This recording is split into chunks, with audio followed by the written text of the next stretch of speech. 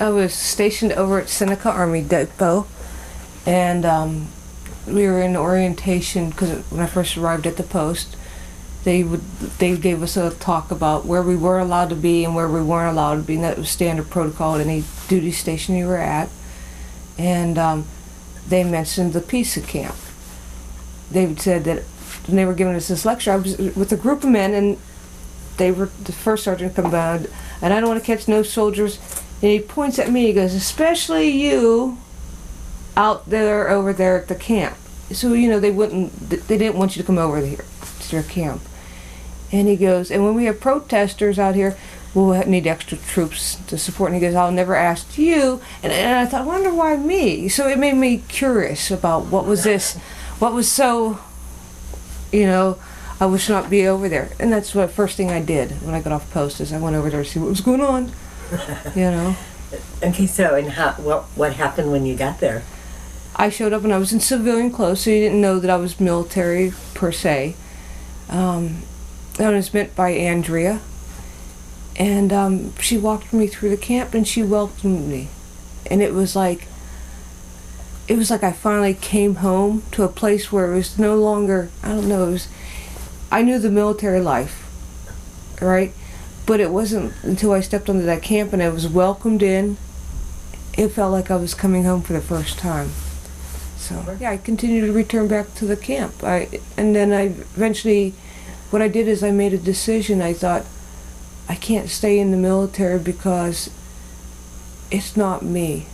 It's who I thought I should be, because I come from a military family, you know, but it wasn't me. It was like, it was part of who I forgot, you know, lived over at the camp, and I wanted to find that person, you know, this person in here, not this person out here. Because I could be a good soldier, you know, but it was that conflict of my values and my morals and my ethics were arguing with that soldier, and there was a lot of, you know, internalization of self-hatred going on between the two. And I finally said, you know what, I got to get out of the military. And I went and talked to my first sergeant, and he out-processed me. How long was your interaction with the encampment before you made that decision? It was over a month. It was well over a month, you know. And how often were you coming over to the camp? Almost daily, you know.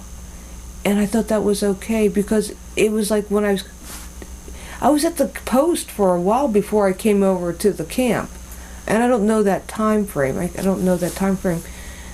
But once I came over there, it was like I didn't want to leave there to go back to the post. You know, and it was like, this is home, this is comfort. Over here it's no longer comfortable. It's like I had an awakening, and the awakening was like, it didn't allow me to go cross back over to that border and feel like I once felt. You know, the pride I felt was no longer pride. It was like almost, I know I'm doing wrong and I can't stop. You know? And I know I'm doing wrong. It's like, and then I started thinking about it. Everything that my mother taught me, like, don't do this, don't, the military says, do this, do this, do this. So it was like all that, you know, it was like, okay, I can't do that. I have to listen to what was taught here originally and go back to the camp and be comfortable in my own skin. So what kinds of things were happening over at the camp that made you feel that that was the place you wanted to be? It was the love and acceptance. They loved me even though I was a soldier, and they knew that. They didn't have a problem with that. I think the post would have more of a problem if I took people from the camp over there. They loved and cared for me, and they didn't care my background. That I was trying for that same cause because I had that spiritual awakening. In those short, brief moments, I had that spiritual awakening that says, you know what you're doing, how can you support that when you see this is so wrong? And it wasn't like they said, oh, you got to do this to hang out with us. They said, no, go back to the post, you know, go try your life. And I couldn't do it no more. So, you know, it was their love and acceptance and tolerance of me that made me come back and come back and come back.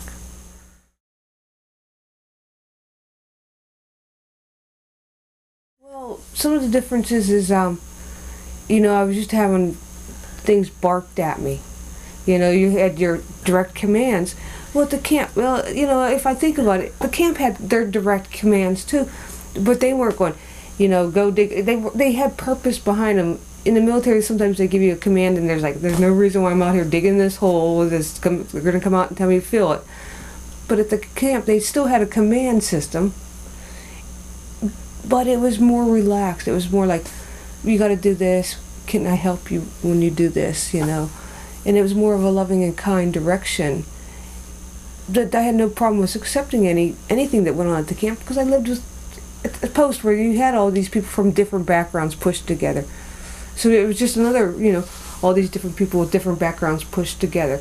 They had their collective mission. The military had its collective mission. They were just two different missions.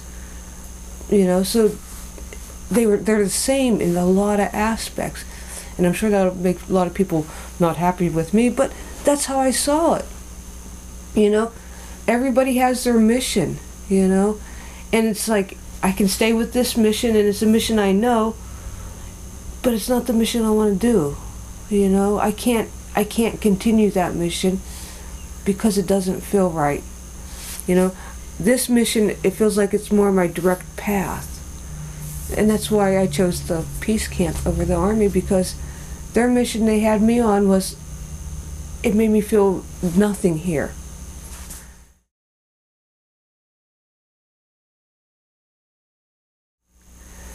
There was just everything. It was like a festival. It seemed like it was like fun. It was like you heard a lot of information, and it wasn't that they were, I don't know, it was like you were being taught, but it wasn't like being taught where it would save your life. Does that make sense? It's like being acculturated. You can learn it, but you can't teach it. And that I was learning, even though it wasn't being taught to me directly. I was learning because I talked with the other women there, and they would share their knowledge, and they'd share their experience, and they'd say, this is what we want to happen. And they weren't saying, and you got to do it too. That's the big difference, They were open with their feelings and their ideas, and their expressing. They weren't going, come on, you're doing this too, where that's what the military did. This is our mission, we're all going to do it, and so it was a big difference. So it was like I said, a festival where you learned all this stuff from all these different people, and everybody had different ideas, but they all were heading towards that same goal, It was those many paths to the one. Can you talk a little bit about some of the parts of yourself that you weren't able to express or find in the military? I wasn't able to find my comfort with my spirituality. The United States Army takes a good stance, and I'm sure they, they take a great stance on religion, but they don't take a great stance on spirituality, and those are two different things. Religion's for, men that are afraid, and spirituality is God-given, I believe. This is my personal opinion. And I didn't fit in, I knew I was a lesbian, and I knew that, you would get kicked out of the Army for being that. It was part of who I was, and I knew they wouldn't accept it. Being a woman in the military, even though they accepted it, they didn't really accept it, And it was just like, when I went over to the camp, they accepted everything about me. All my goods and all my bads, When I was in the military, they only accepted my goods. They didn't want to know any of my bads, and my bads was being a female, having a sense of spirituality that I was trying to, bury because it wasn't so widely accepted, expressing for my love for who I wanted to love, So, freedom and happiness, or constraints and happiness, I had to choose. Uh-huh. Can you tell us a little bit about your life before the military? Where did you live? What was your childhood like? I lived in a wonderful household I had a grandmother who was a full-blooded native, and she taught me a lot about the heart and living with you in your heart. And I had a loving grandfather who taught me that you had to find your own belief, you know, and it's not, you know, not something that somebody tries to force on you, but something that you find happiness in. And so from that backing, you know, I had real spiritual grandparents and different sides of the family, spiritual grandparents. And so, you know, I'm a firm believer there. I love my faith. I love praying. And I know it sounds corny, but I do. I couldn't have those great spiritual feelings in the military. Yeah, because you can't practice the principle of destroying your enemy, killing your enemy, and having a loving, just God in your heart. I couldn't do it. You know, I had to say, excuse my language, I had to say, fuck God. I had to say that. And I use the word God because that's just a term that we all understand, you know? And I had to say that, fuck God, because, you know, I know I'm doing bad things here, and I don't want you to see what I'm doing, so if I pretend like you don't exist, that's the only way I could morally, in my head, go out and do the things I did in the military, you know? Let me practice target shooting at live human beings, you know? Nobody wants to kill their own kind, you know? So I think that that's what part of it, you know? And I drank because I hate it myself. I drank a lot, you know? And the military they don't say they condone it, but I think they do, because I think they see that as a way that we can numb ourselves. You know, stop that pain. And that pain's not anywhere except in here and in here. Were there other things from your native heritage that she had taught you or given you? She taught me a lot about the keeping the mother sacred. You know, and our mother's our earth, and she taught me a lot about the herbs and keeping all that into you. She believed she was a shapeshifter, which you know. And I believed this for a long time until I joined the military. I believed she taught me all the stories of, you know, about how the deers got this, and I believed it all. And then when I joined the military, I realized that I didn't realize it. I was told that was a bunch of malarkey. You know, that's the little kid there, and it was shamed about, you know. So how could I join an organization that shamed me? I did, you know, because I was, you know, young and dumb. That's the reason why. And you know, I lived in an economy that was just, you know, horrible, and I saw the military as my way out. You know, I come from a pro-military family. You know, they supported the Vietnam War. You know, so in reality, you know, the military was my way out of a small town. You know, got me to see the world a little bit. You know. And, you know, it was like a give and take relationship. Let me take away everything that makes you you, and let me give you everything that will make you what I want you to be. And if you can fit that and play those games, you'll fit in. And I did that. Your time at the encampment certainly gave you a chance to be much more of who you were. Yeah. How did that affect your life? It gave me such a free feeling that I made the decision to leave the military. And, some people I talk to now, they say, "Oh, that was kind of, you know, stupid." But for me, it wasn't a stupid decision. It didn't happen overnight. I gave it thought, and, you know, and I thought I had to weigh out my heart or my head, you know. And that's my big joke about my own self. I always try to keep my heart and my head together, because my heart goes, "Oh, love and care," and my head goes, "Kill everything," you know. And that's, you know, that's the truth of me, you know. So for me to keep happy, I had to leave the military and go to the camp. And then it just, you know, it says, accept everybody, love everybody.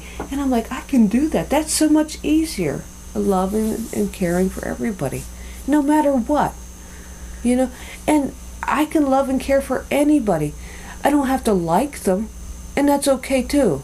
I can still say, let me help you, let me love and care for you. You know, because sometimes we can't give that to ourselves, and that's where I came from, out of the military. I wasn't able to give myself my own love, and that's what I got from the camp, is everybody going, we love and care for you. And it was like, I never heard that before. Love and care for me? What are they trying to do, you know? And they were honest about that. So. How long were you at the camp? I was there, I don't know how many months. I know I was there a few months, and then I had a bright idea to leave, and I caught a ride with 2 other women, and I kind of kicked myself leaving with them, but it was like I knew I had to grow, and I knew if I stayed at the camp I would stay stagnant, you know, and I knew that if I would grow and change, I'd always grow and change, and it was okay. And they were going out to Portland, Oregon. I had no idea. You know, I was 22 years old. I had no idea where Portland, Oregon was, and it sounded like this great adventure. And I wanted to grow and change and carry that message that I learned at the camp. I was curious, how long were you in the military before you got stationed at Seneca and came over? 2 years. I knew the military life. My older sisters were in the military. My father was in the military. I understand. How does one extract oneself from the military? Is it as easy as just saying, I don't want to be here anymore? Well, it is now, but I went to them, and I see I was pretty smart, and I pride myself on, if I don't know, I read, and I gain knowledge. And I knew that being a lesbian would be #1 way to be quickest way out. And I went to my first sergeant, and I told him I'm a lesbian, and he first joked it off like I was kidding. And he said, oh, you just want help over where you're working at. And I said, no, I'm a lesbian, and according to the, books here, it says any homosexuality needs to be articled out. Chapter 15 me out. And so I knew and I never saw the military move so fast. Within a week I was out processed. And that's fast moving for the military. They usually drag on for months and years about whatever. 1 week I was out processed. Was your family involved in your decision? I told my mother after the fact, and she didn't talk to me for a while. And my sisters were supportive of that because they knew that I was going to do whatever I pleased anyhow. Your sisters are usually supportive of you on those decisions. They might not tell you to your face, but they were telling me to my face that they were okay with it. They might have been doing the sister thing. Can you believe it? But I knew that they cared and they thought I did right. They just didn't like that I was moving across country. That was, and like I said, I didn't know where Portland, Oregon was. It could have been like right below New York for my brain knew. And did your mom and your sisters know that you were a lesbian prior to joining the military? Yeah. That's something I didn't hide. And when they asked me that in my interview in the Army, because they asked you that when you're first enlisting, are you a homosexual? And I learned early on, if I joke a lot, that I can get away with murder. So when they asked me that question, I said, I don't know, is there a requirement for me to be one to join? I never said yes or no to that question. So I never lied. I never lied when I was in the military. Because that was one thing they pounded, honor, and I still don't lie no matter what. I will not lie because I would rather get in trouble for my honesty than get in trouble for a lie that I tell somebody. Talking about what year did you join the military? I joined in 86. I don't remember. I think 86, October. So when you came to the camp, we're talking 88? Yeah. And Andrea was there? Uh-huh. Yeah, because she met me at the front door and walked me around. She introduced herself, and she goes, be prepared, some of the women don't wear shirts. I mean, she was real. She goes, I think she was doing this, I don't want to have you go into a shock value and panic on me and freak out. So she said, oh, this, and she walked me through, and it was just like I was on this guided tour, and it was like, okay, I can relate. I remember Samoa was there. Samoa was there. Andrea's was there. Otter was there. Hmm? So it would have been 88, 89. Yeah. Leanne was there. Her and Twilight were kind of going through this. Yeah. Yeah.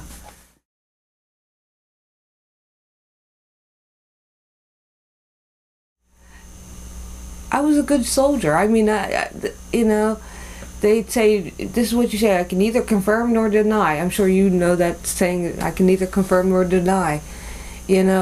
If anybody from the outside asks, this is what the military would tell you. Ask you, you tell them to contact, so and so, right? You don't give your opinion.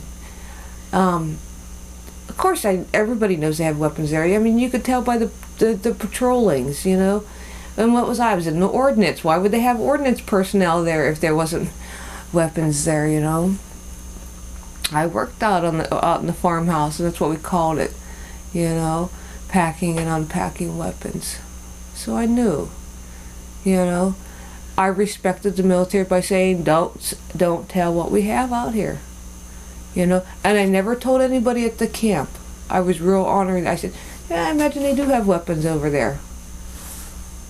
I never specified what kind or what not kind, because I was in a dual world, I had to live over here, and I wanted to be here, and I didn't want to be dishonoring, because that's something important, honor, honor, honor, I didn't want to be dishonoring to the military, because I was still part of them, even when I got out, I never said, oh yeah, you wouldn't believe I never did that, because that's still being disrespectful, so, yeah, they probably do have weapons over there, there was an old Air Force base previous to that, and it has a long history, and it's a hurt history, it's a, you just look at it and go, it's one disaster into the next disaster into the next disaster, and it finally died. I remember reading in the newspaper, Seneca Army Depot closing, and it made me cry, and it wasn't because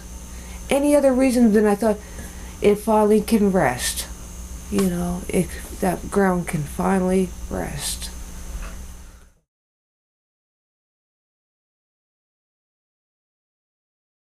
No, because I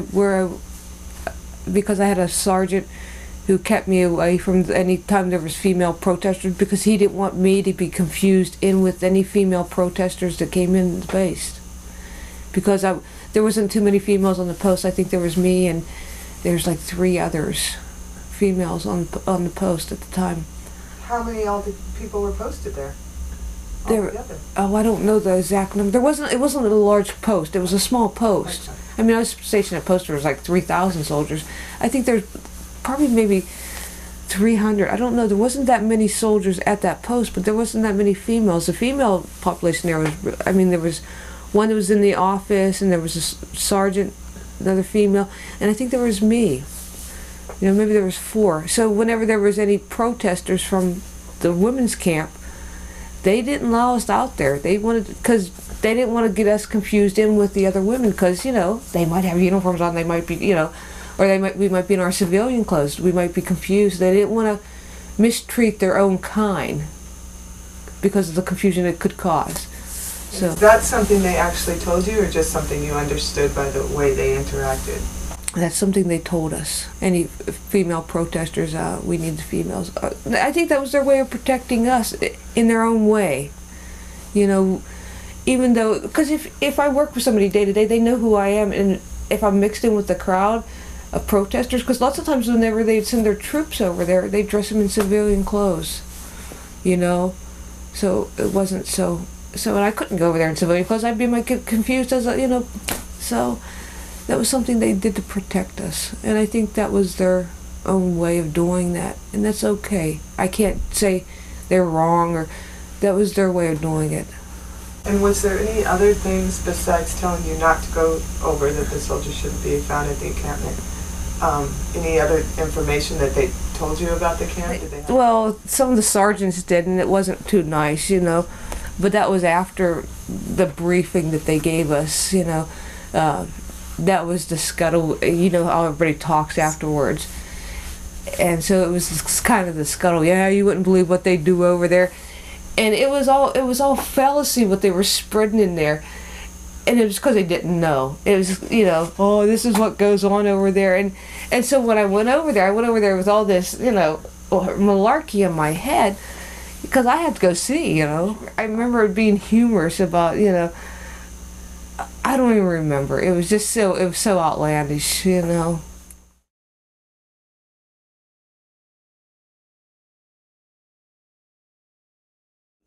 the Army teaches if you know your enemy, you know them the best. Excuse me. You keep your enemy close. So I imagine they did. I was in the ordnance. I wasn't on the other side of that, but I'm sure they did, because you'd have to, because you're a risk. You're a security risk for their own safety. And it's like, did we do at the camp? You just did your own kind of surveillance. You went over and checked the fences, and so you did your own kind. You did what you were capable of. The military just had a little bit more experience in that game. So I'm sure they did. They had more equipment. Yeah, they had more equipment, but they also had more experience. They've been doing it for, hundreds of years, So I imagine they did. I'd be lying if I said, oh no, not them, they would never do. No, I imagine they did. It's just because they want to know what's this going on. That's what they do with everybody. They spy on them for a long time. Let's dissect them in 1,000 different ways. Let's see if we can think like them. And they never can think like them because they're so stuck in their little box.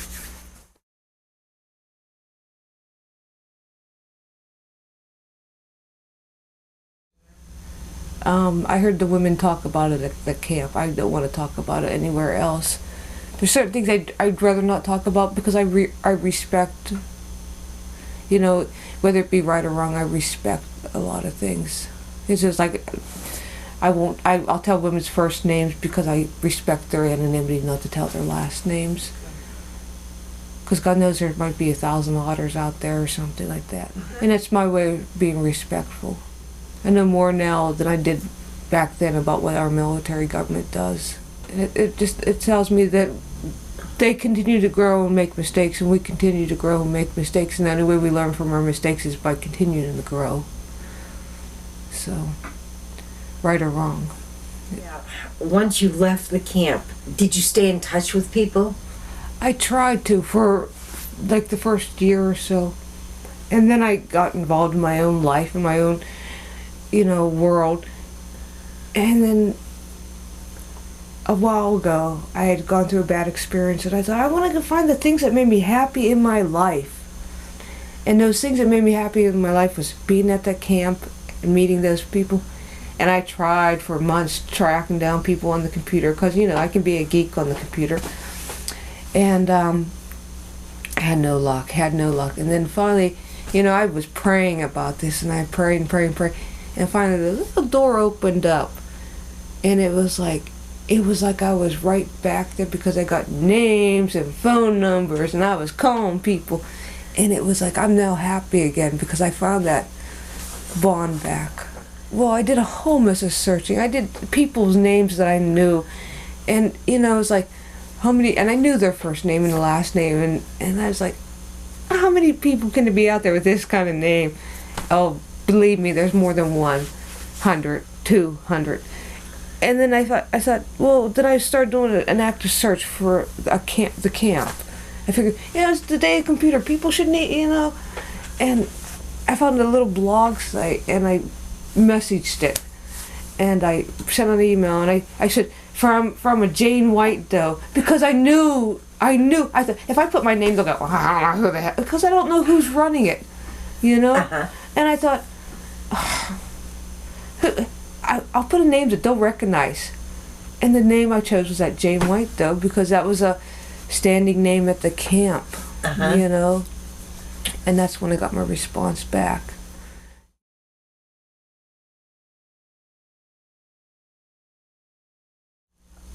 I was 22 years old when I came to the camp. And when you're in your 20s, you think you know everything, you're superhero, and at the camp I realized I was a woman. I looked in the mirror one day, and I didn't recognize who I was, and it scared the shit out of me. And there was another woman at the camp who said, you become a woman. You don't, because you just finally realized it, And it was that moment that I said, okay, and I fell in love for the first time at the camp. It was just that acceptance. I don't know, it's that love. I love you no matter what, and I'll love you until you can love yourself. That's what I got from the camp. And so when I share that still my today. While you were at the camp, could you talk about some of the things that that you either got to do that you hadn't done before, or that you taught someone to do that they hadn't done before? Sure. I taught one woman, and I can't remember her first name. I have it wrote down at the house, my house. I taught her how to drive. I had an old rust box of a car, but I had a car, and she didn't know how to drive, and I taught her how to drive, you know, and it was scary and fun, you know, teaching somebody how to drive.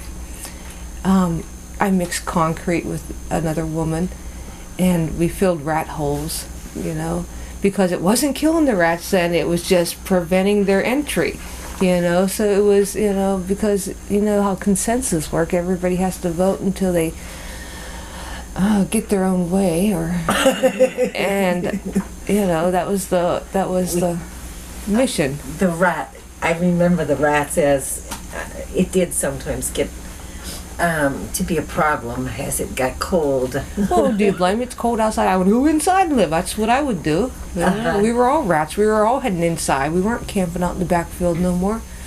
We were all heading indoors. Yeah.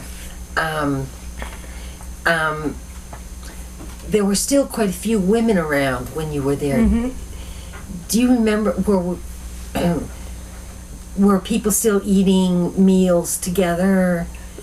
Somebody would fix meals, you know. It was not like, oh, it's your turn to cook. Somebody would always take the initiative to get food together, and we'd eat together, you know. If it was cold, it was down by the wood stove, and there was a wood stove going, you know. But it wasn't like at a dinner table. It was more sit down around and bullshit about what you're doing, you know. And it was good. Yeah. You know. What about the food?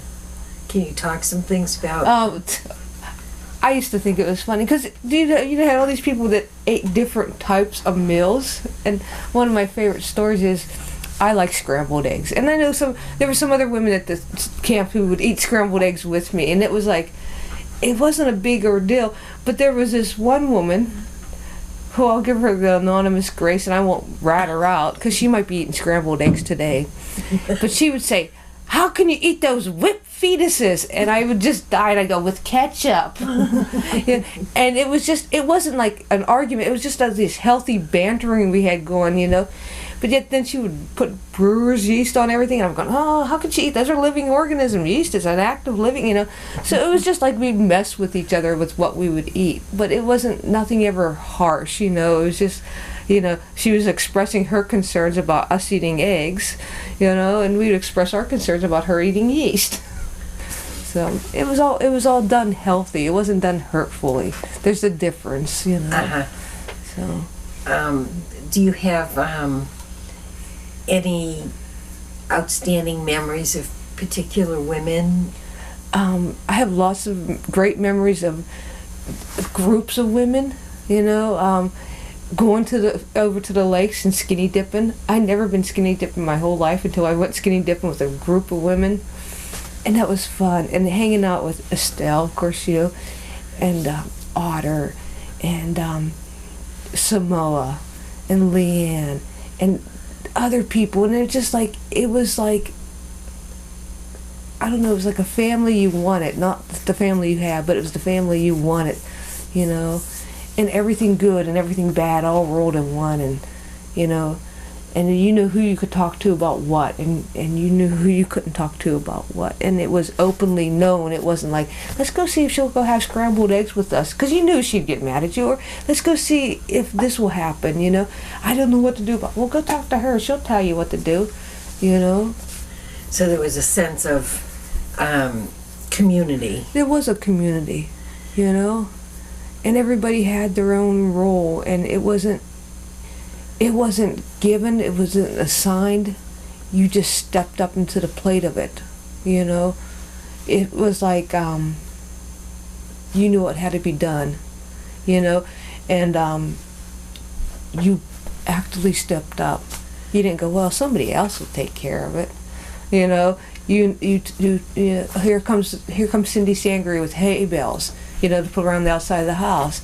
It wasn't, oh, she brought them, she can put them out there. Everybody went out there and helped, You know, it was like everybody knew that it wasn't like, oh God, I can't because I have hay allergies. It didn't matter. Everybody went out there to help. You know, it was the family. It was the family, you know.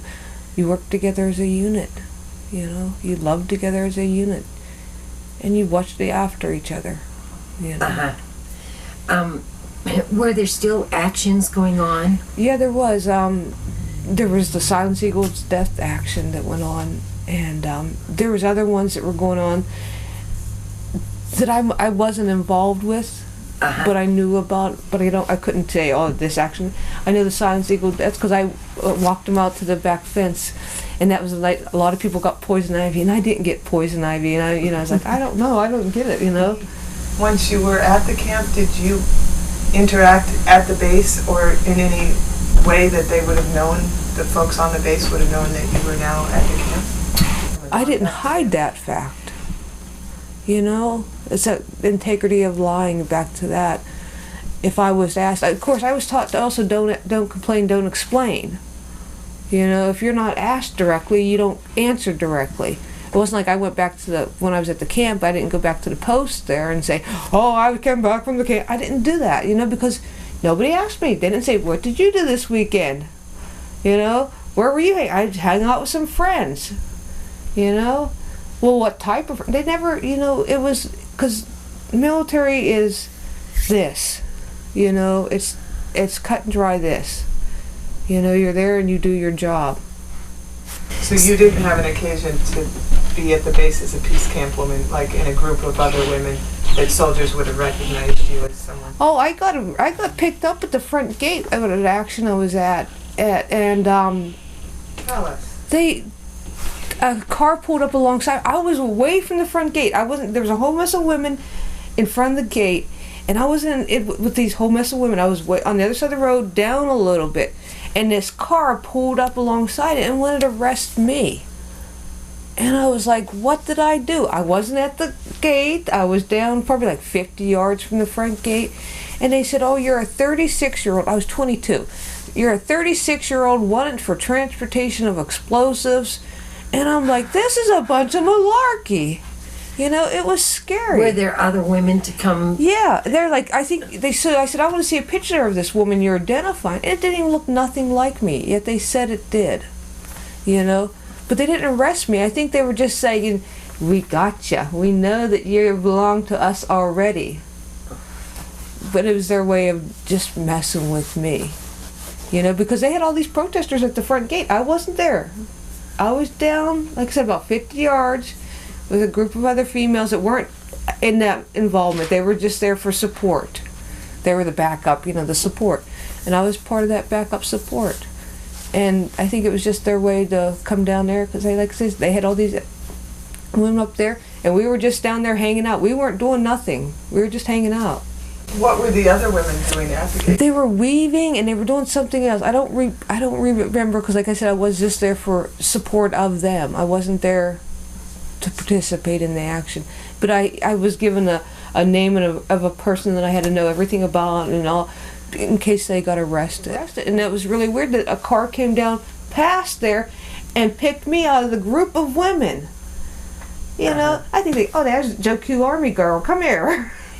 Did having the other women around help reinforce that they weren't going to let them take me? Yeah, you? Because I said, I want to see the picture of this person you're looking for.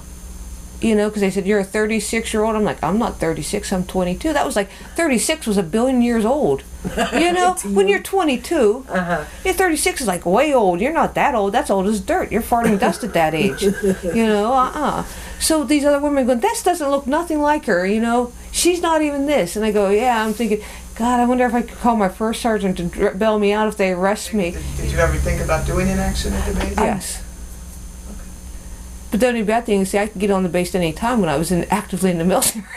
You know, it was no big deal for him to go, yeah, let's go get into the base. I'm thinking I'd just drive in there, wave my badge, and go on by. And for me, it was like, you know, I didn't understand the principle until I actually got out of the military, and then I understood the principle.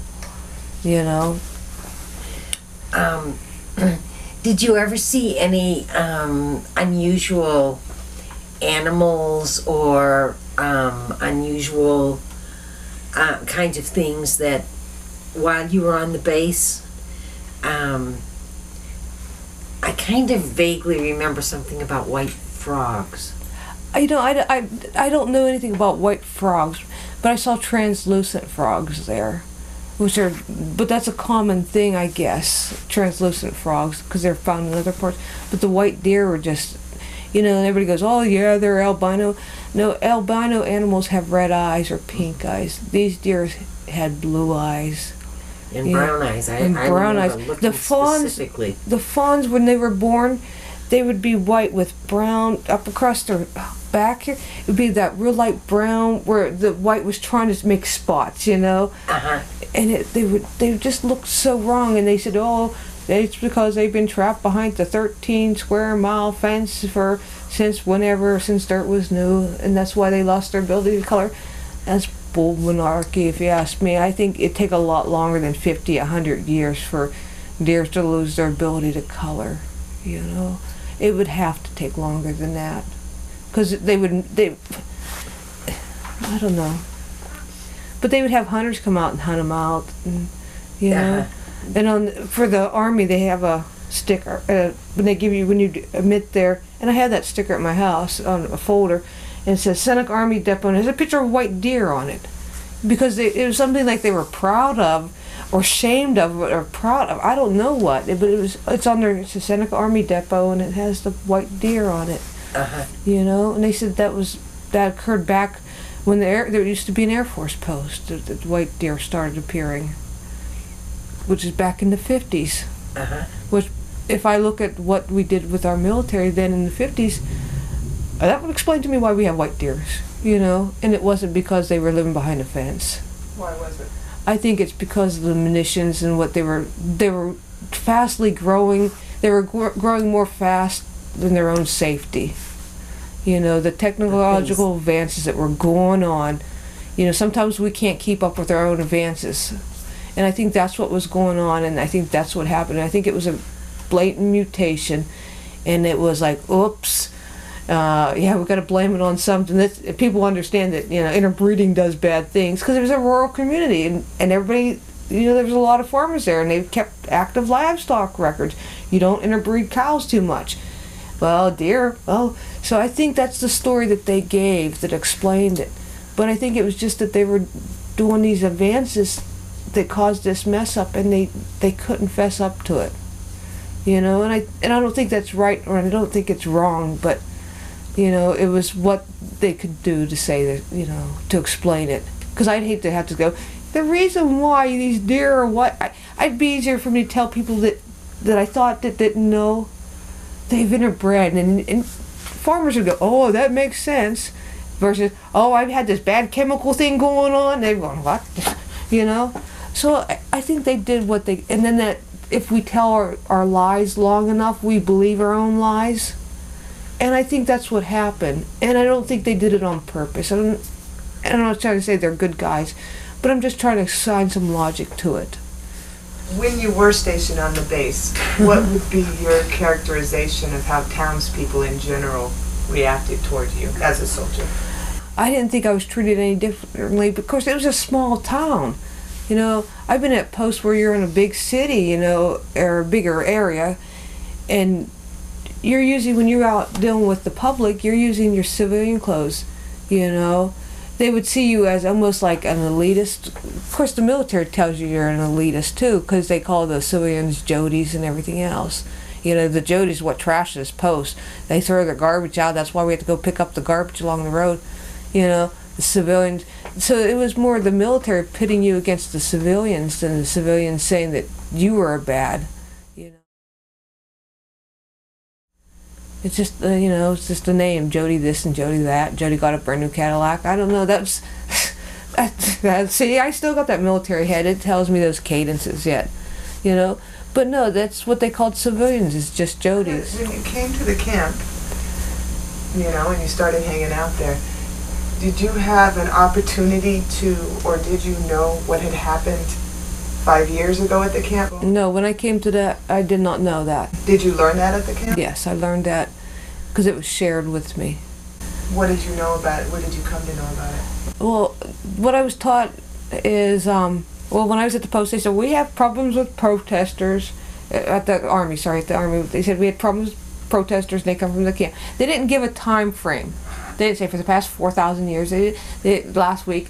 And that told me what we had there, or what we supposedly had there, you know. And what I learned at the camp is we have this history is, you know, we started this because we felt this was not right, you know.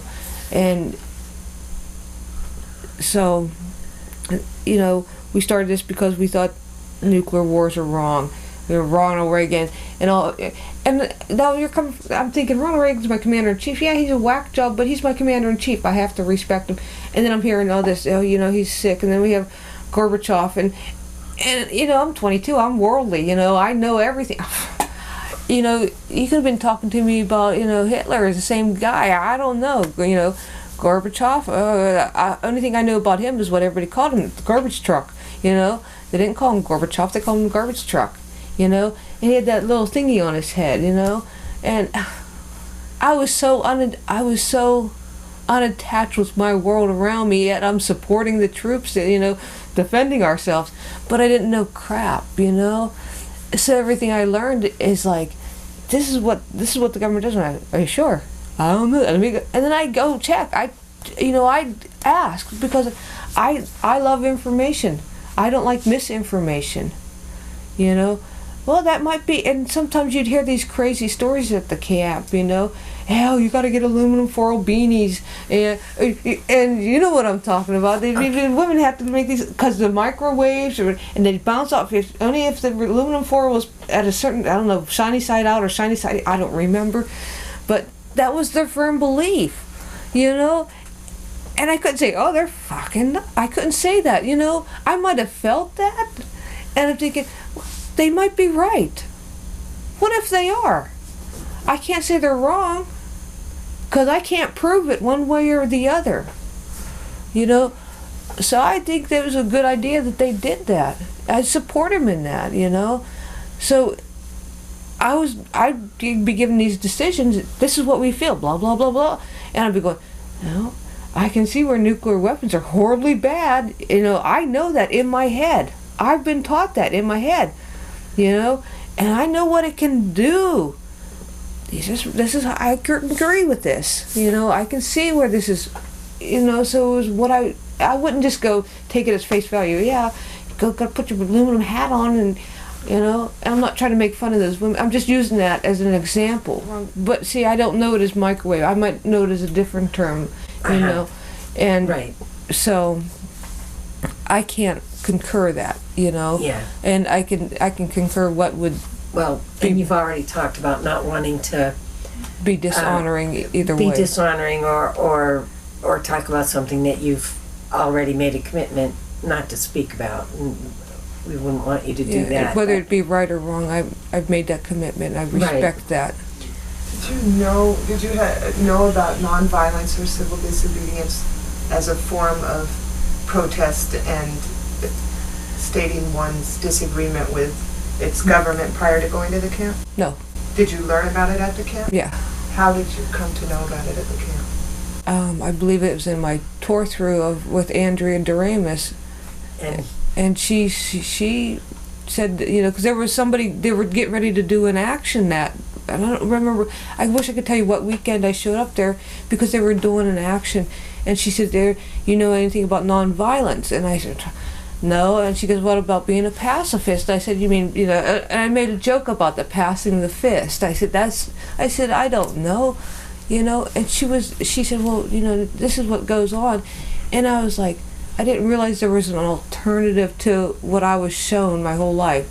You know, you got to go out there, you know, fist the cuffs. And everybody's view on that is so different that and I'm sorry, we're a bunch of females, we love to split hairs on everything. My form of nonviolence is so different than somebody else's, but it's that many paths to one, you know. As long as I'm not actively out there injuring it, that's where my line is, you know. As long as I'm not injuring another human being, that's my line of nonviolence. It might be writing graffiti on something, that's a form of violence to other people, though. you know. So it's just where my fine line is, and I'm not going to split hairs with every person out there saying this is theirs and this is mine. And no, that's bull malarkey. It's not. You know, I'm there for the singleness of one, and like I said, lots of times, many paths to the one. And I wondered if you could speak about expressions of your own spirituality, if that happened for you at the camp, and any specific memories you have of that with others or with yourself. Well, I know that I was able to refine my spiritual center. And I think that you can lose everything in your life, but as long as you have your spiritual in here and a connection. I made a